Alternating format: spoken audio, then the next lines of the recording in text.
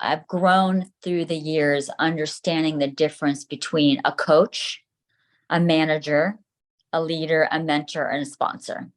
And that might sound silly, but you have to wear a different hat depending where your team is at. And you have to meet them where they're at. You can't coach when it's time to teach. You can't only mentor when it's time to sponsor somebody on your team to the next level and let them go. I think that's what's helped me most as a manager is really understanding the nuances between all of those and thinking about when to apply them to that human on my team that's really important to me that I want to make sure grows and flourishes over the next 2-3 years.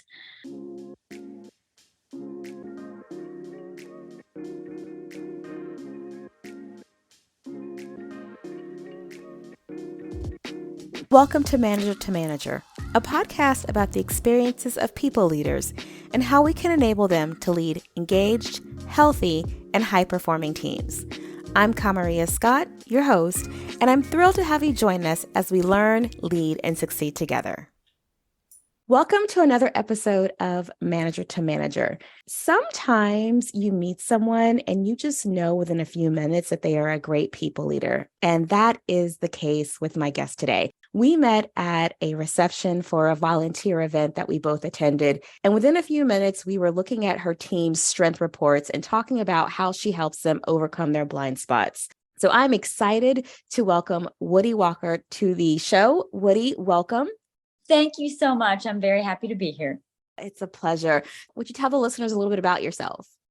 Absolutely. So I am the North America Sales Enablement Lead for Avanade, which is our Microsoft arm under Accenture. I also oversee our digital sales team, which is an inside sales team. Can you tell us a little bit about your team? Because you have a unique team that you lead.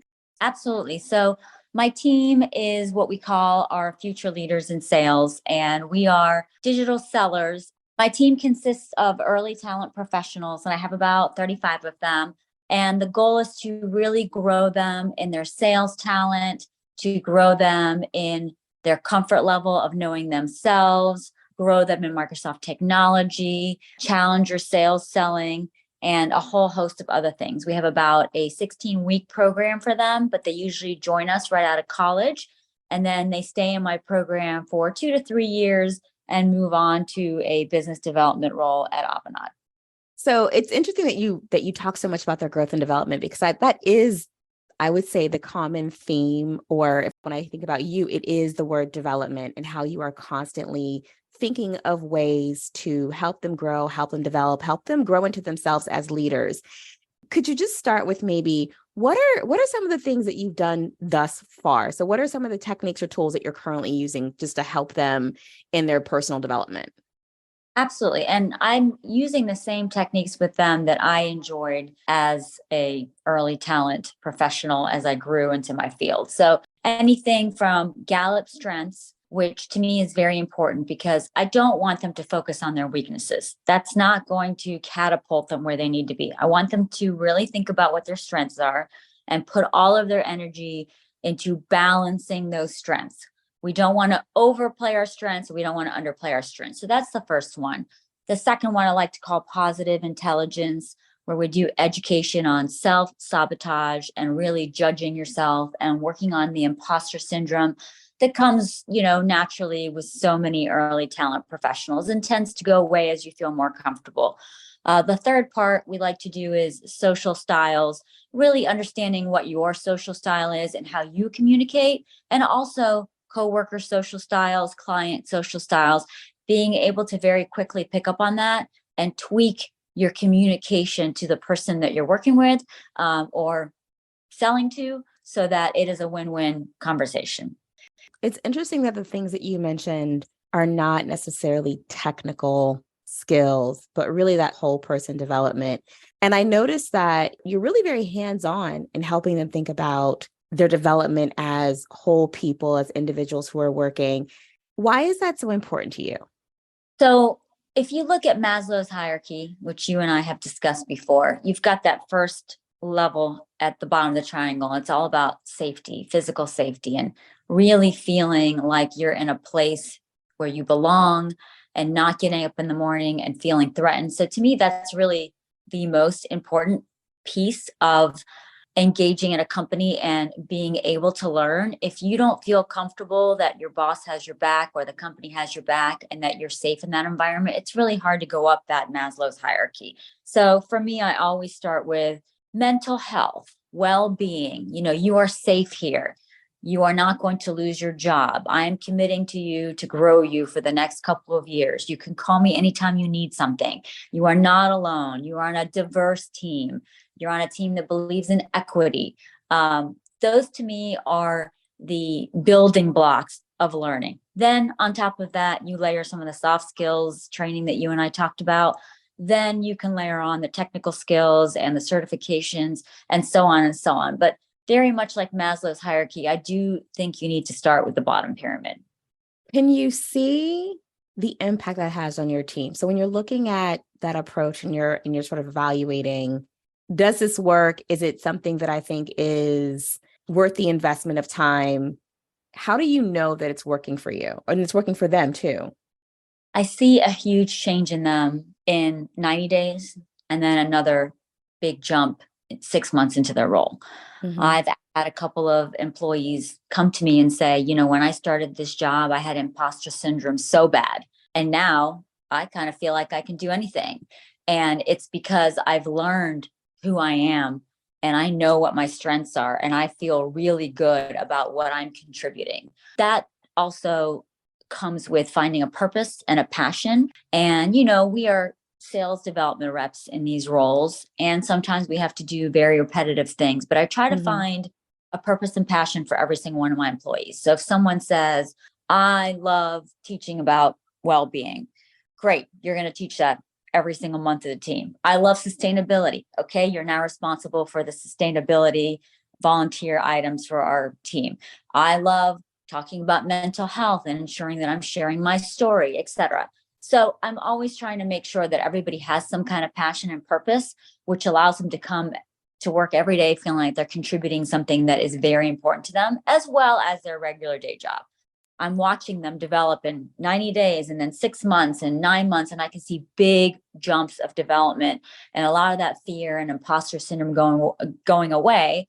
And as you and I both know, once imposter syndrome stops rearing its ugly head, you are in a growth mindset where you are ready to grow, learn, and continue to really move your career forward. That is what I'm seeing, and that is the power of everything we're talking about. That is wonderful. And I've had the opportunity to meet several of your direct reports, so I've seen it in action. When you mention imposter syndrome, of course, that does bring to mind to me the leadership conference that you did for your team. And I had the opportunity to present a session. And one of the things that stood out to me from that leadership session, and even what you just said about taking their passion and allowing them to sort of teach it out to each other and have the responsibility of supporting each other's development. You have always seemed to find innovative ways to make sure your team is developing, even without a tremendously large budget, right? You've been just creative and innovative in thinking about how you bring forth learning opportunities. Can you talk a little bit about that, about just, managers struggle with, maybe I can't send someone to training, maybe I can't send someone to a conference, but we know development is really important. How are you managing that for your team, and how do you go about thinking about it in that way?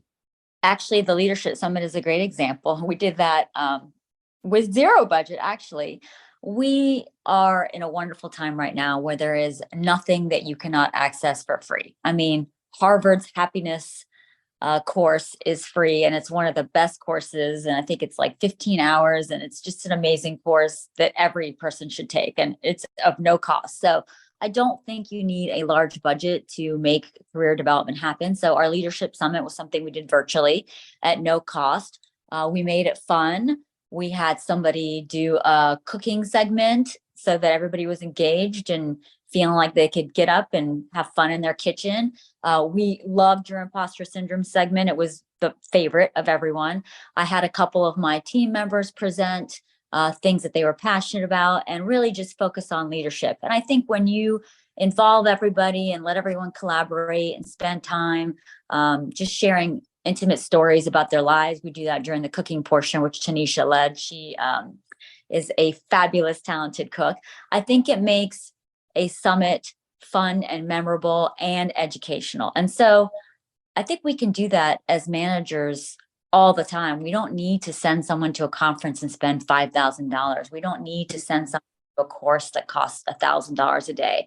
We need to be sitting with our team and listening to them. What is fun for you? What do you want to teach? What do you think your coworkers want to learn? How do we come together and come up with a fun half-day summit so that everybody gets something out of it? And that's what we did. And Yeah. thank you so much for contributing. You're always so wonderful. We love to have you. Your team is my favorite. Don't tell the other teams that, but I do enjoy coming and spending time with your teams. What I loved about that process too is when you and I were talking about even developing that day, and I was like, I have some great ideas. And you were like, yes, but they've actually come to me with what's top of mind for them, where they'd like to develop and grow, and what they feel like they're struggling with. And you made that day about them and what they needed. And so to me, that reflected that you listened to their needs, you listened to where they thought they needed development and let them own that. How do you stay on top of what the gaps are for them? How do you stay on top of where they need development when you're putting together, be it this day or something else? How are you making sure that you're hitting the right things? Reverse mentoring is my friend. So as you know, I am a Generation Xer, and I am very aware that the way we used to do things is not how we want to do things today. Most of my team is in the Generation Z world. Mm-hmm. And it's important for me to tweak how I teach, manage, mentor, lead, coach, because those are all very different, as you and I have discussed, to what is important and what sticks for that generation. If I was to try to talk to them like I talk to somebody in my generation, it's just not going to land. And if it doesn't land, I'm wasting their time and my time. So it's really important to tweak to the generation that you're managing. And that, I believe, Generation Z is extremely wise. I was telling the story yesterday. When we were 12, we just rode around the block on our bike. Yeah. We didn't know what was going on in the world. These 12-year-olds are aware of the political issues, not only in North America, but across the world. And they are so wise, understand what's happening with the environment and sustainability. And, at the age of 15, they have collected so much wisdom from everyone that they're engaging with on social media. And we didn't have that. So I greatly respect what they bring to the table. They're open and transparent, and they want to talk about mental health, and they want to talk about their whole selves, and they want to bring their whole selves to work. So I'm learning from them every day, and that helps me be a better manager. And I actually feel like I've grown a lot since I've managed this team, because I've personally learned a lot about how I can improve, and watching them just be these amazing do-gooders, and they already want to give back at this, young age. And it took me to like 40 to figure out how to become a philanthropist. So they're extremely talented and big-hearted individuals, and it's a pleasure to manage them. It must be really gratifying to be able to see that and to be a part of their development, but then also to recognize that they're a part of your own development. And we don't get to a place where we stop developing. It's not like I've made it to this level in the organization, or even this phase of life, and then all of a sudden I'm done growing and changing. So the reverse mentoring and the acknowledgement that development, honestly, within a team happens, peer to peer, it happens level to level. There's as much for us to get from them as they can get from us. Absolutely. Great. One thing that you mentioned is that they do want to talk about mental health. They do want to talk about things like imposter syndrome. They do want to talk about, giving back to the world, and the relationship we have in terms of developing used to just be develop the skills. And as I said before, now you're sort of like developing the whole person. How do you think the changing needs of our team and the changing things in areas where they want to develop has led to different development needs for us as managers and people leaders? I think we need to realize that we are not enough, and we can't expect one manager to 8 to 12 people to be the answer. So what I've done is built mini groups, and everyone's a mentor. So as soon as you join my team, You have 3 months to go through your official training, and then you are mentoring the next class that comes in. So that my consultants mentor my senior analysts, my senior analysts mentor my analysts mentor my interns. And that encourages everyone to have a development mindset for someone else, not just for themselves, because there's no way that I can spend the time I need with 35 people.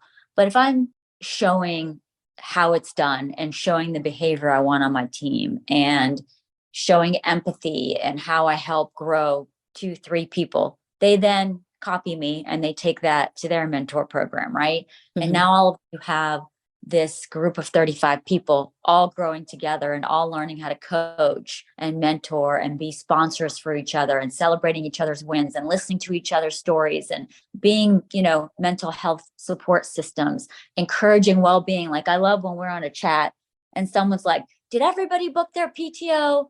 Or like, one of them will say, did everybody take a walk today? You need to be out in the sun for 30 minutes. So, if you haven't taken a walk yet, turn off your teams and get out there and walk. And it brings a huge smile to my face because they're always encouraging each other. We even have a chat called the holistic chat where they're sharing nutrition information with each other, suggestions on meditation. It's just amazing. So I love it because I really feel like they are becoming a family for each other and a support system for each other. And I can be gone weeks if I need to be, and everything continues running. It's not like I'm not this cog in the wheel. If I just, everything falls apart. And that's really important to me.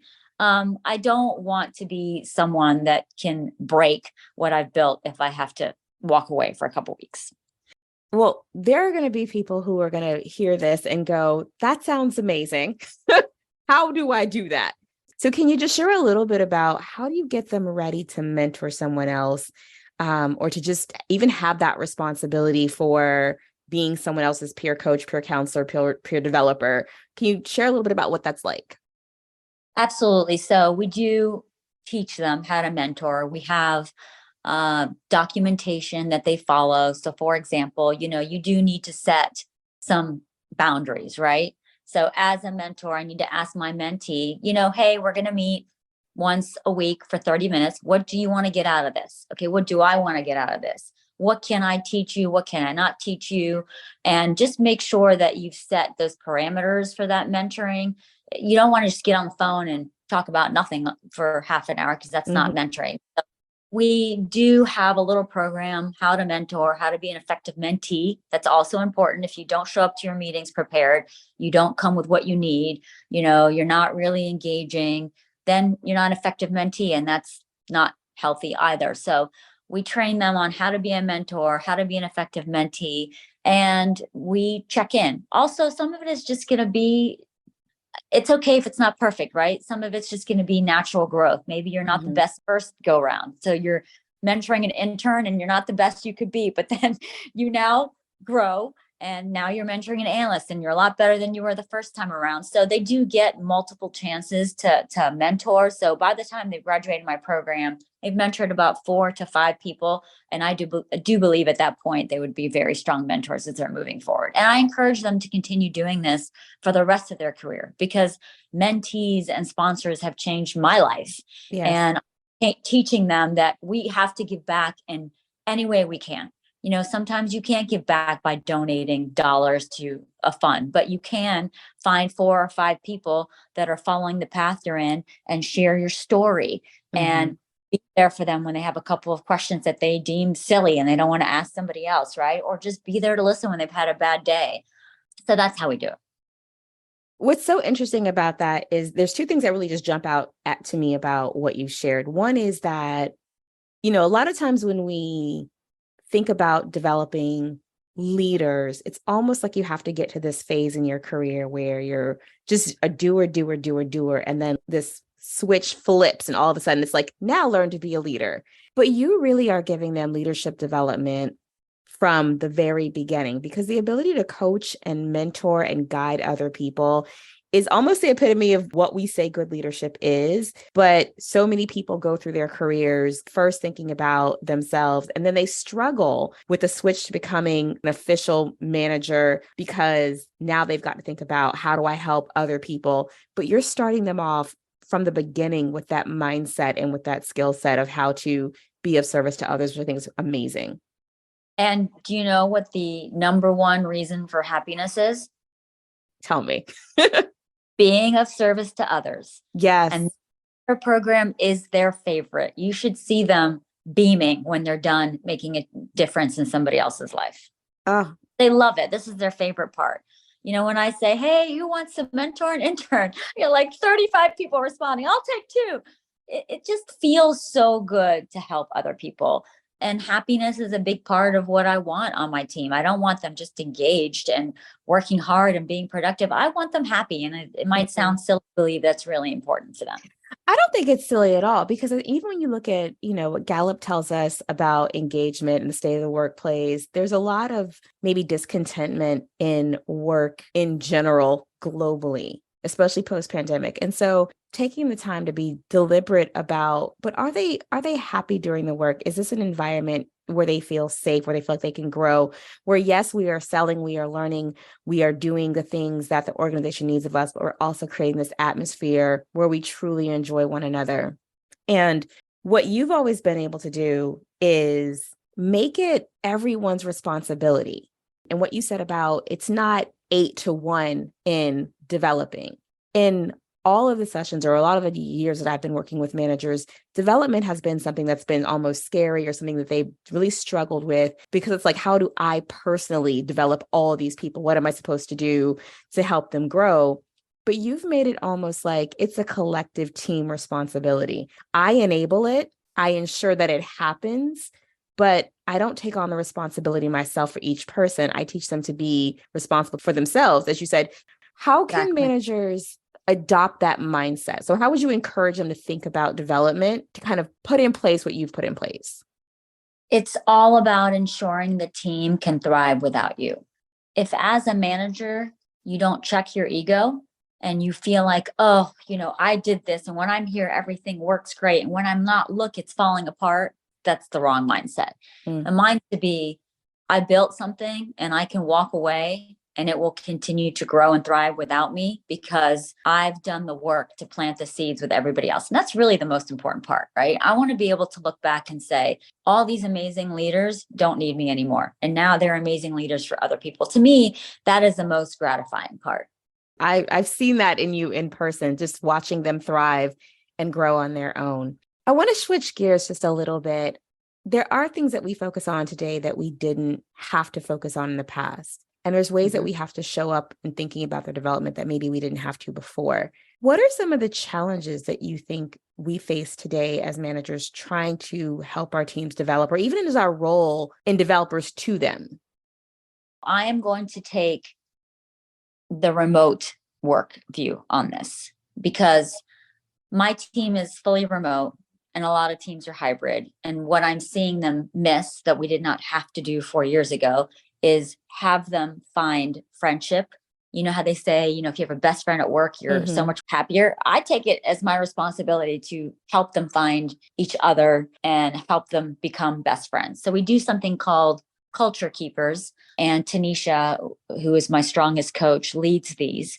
So we'll do something, for example, like the animal cafe, which sounds so fun. And it is. Everybody brings their animal to a call, and they just hang out with their animals in their laps and talk to each other about what they're doing that weekend, or, something that would happen naturally around the water cooler.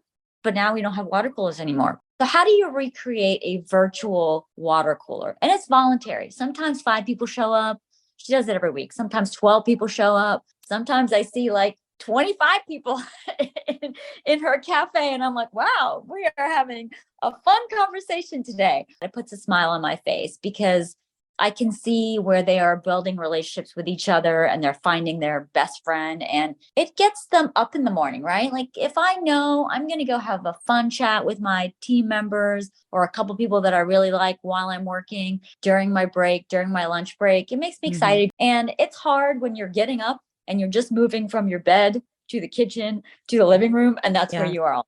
So we want to encourage, again, we're calling it culture keepers. We want to encourage that same feeling, that same serotonin that you get when you're chatting you like in the office. We want to bring that to you in a remote environment.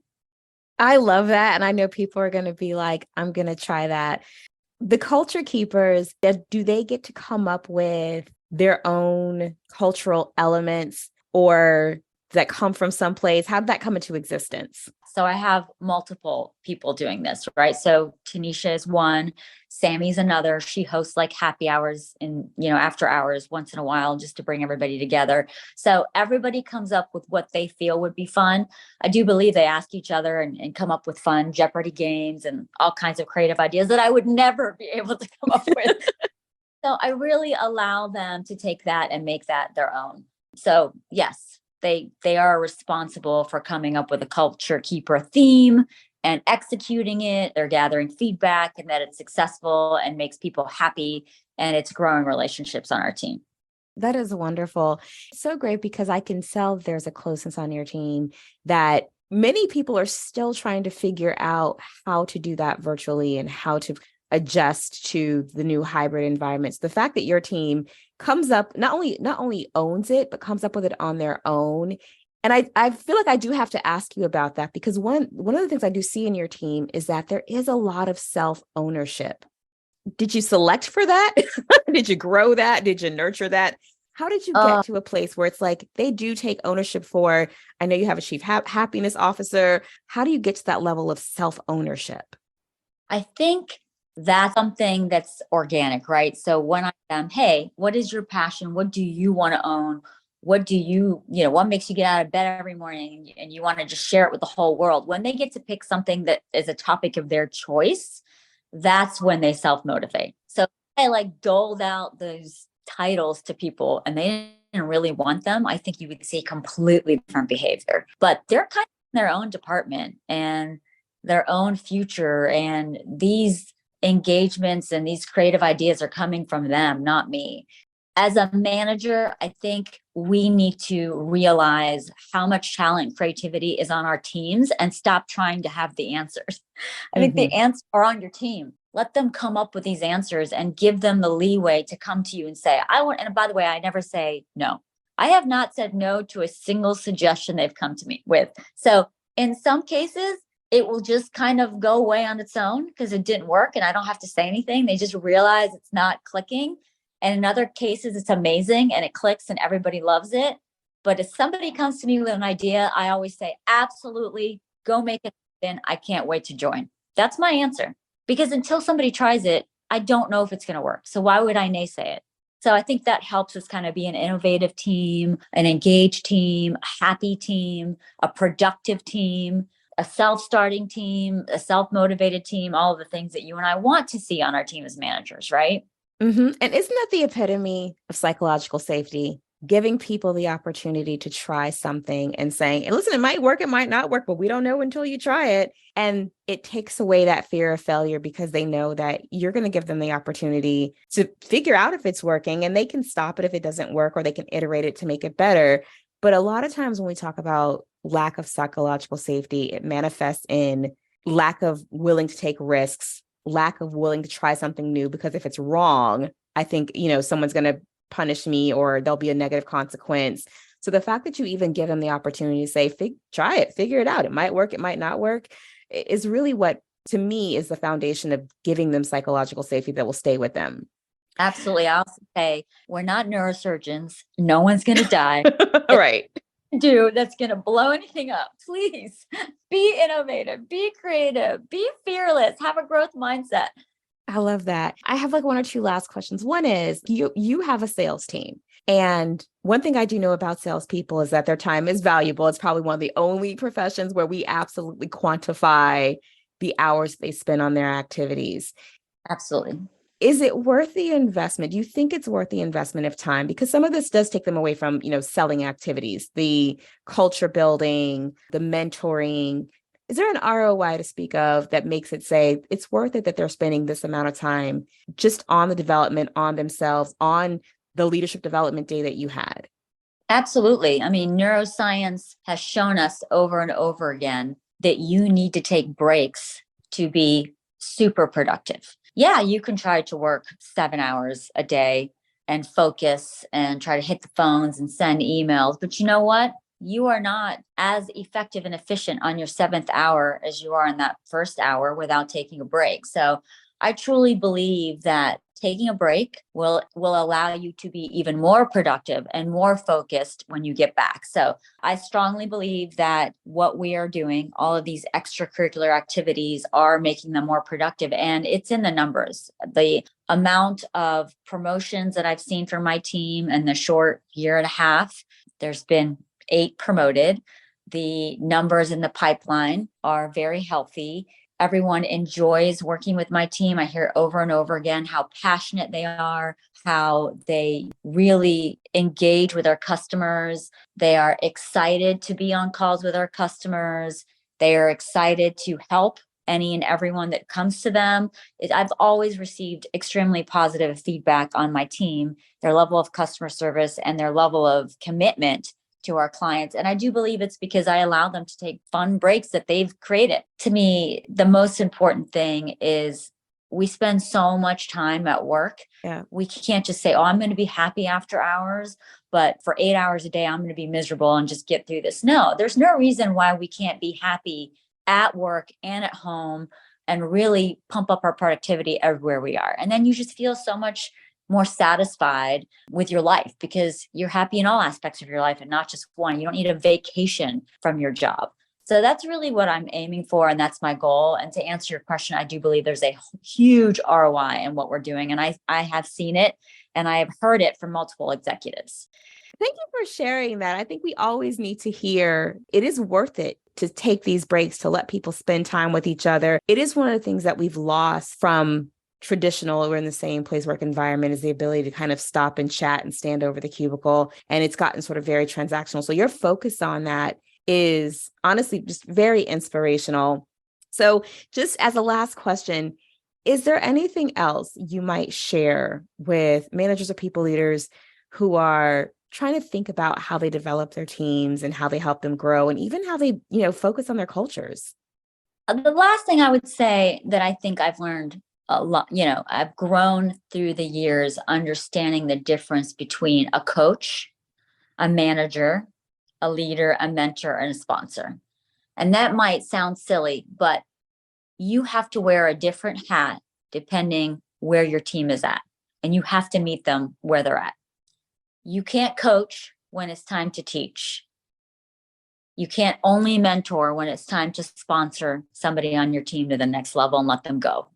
I think that's what's helped me most as a manager is really understanding the nuances between all of those and thinking about when to apply them to that human on my team that's really important to me that I want to make sure grows and flourishes over the next 2-3 years. So I'm not sure if that's the answer you were looking for, but that's really what I'm focused on.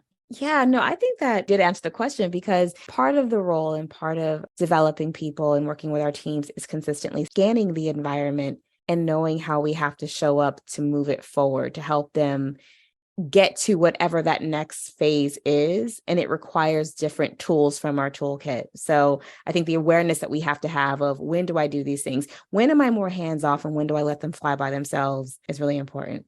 And being excited for them to move on. One of the things we talked about the other day, we were having a well-being conversation about burnout. And they were all talking about what happens if they decide to quit or what happens if they decide to switch jobs. And I said, if you have a strong, healthy manager, they should always be excited for you. Because if you purpose somewhere else, or you're passionate somewhere else, or if you just feel like it's time to move on, they should always have your back and support you long term. This should not be about them. When a manager's saying, I can't believe you're leaving me, or why are you doing this to me? You need to leave because that is not a healthy management employee relationship. So I think as managers, as much as we can check our ego, that makes us better leaders. And you have to remind yourself every conversation you have, am I thinking about myself or am I thinking about this person that's entrusted themselves to me by agreeing to come to this company, by agreeing to work with me to mentor others and grow others? And just checking your ego is so, so important. And we all have to do it daily and remind ourselves. So We do. We do. Well, this has been a pleasure, as I knew it would be. It's always such an inspiration to talk to you and to hear how you are leading your team. I can't thank you enough on behalf of all of the listeners. I do hope that we will get a chance to talk more in the future. absolutely. Thank you for having me. I always love chatting with you and I learned so much. You have been such a great coach for me and really helped me bounce ideas off of you and given me valuable feedback. So I can't thank you enough for your friendship and your relationship with me. Oh, thank you, Woody. And if anybody wants to reach out to you and maybe just ask a couple of questions about, things for their teams, is LinkedIn the best way to do that? LinkedIn is the best way. I try to respond to all the messages I get within 48 hours. So be patient with me, but would love for you to connect with me on LinkedIn. Absolutely. Awesome. Wonderful. Thanks. Thanks for joining us.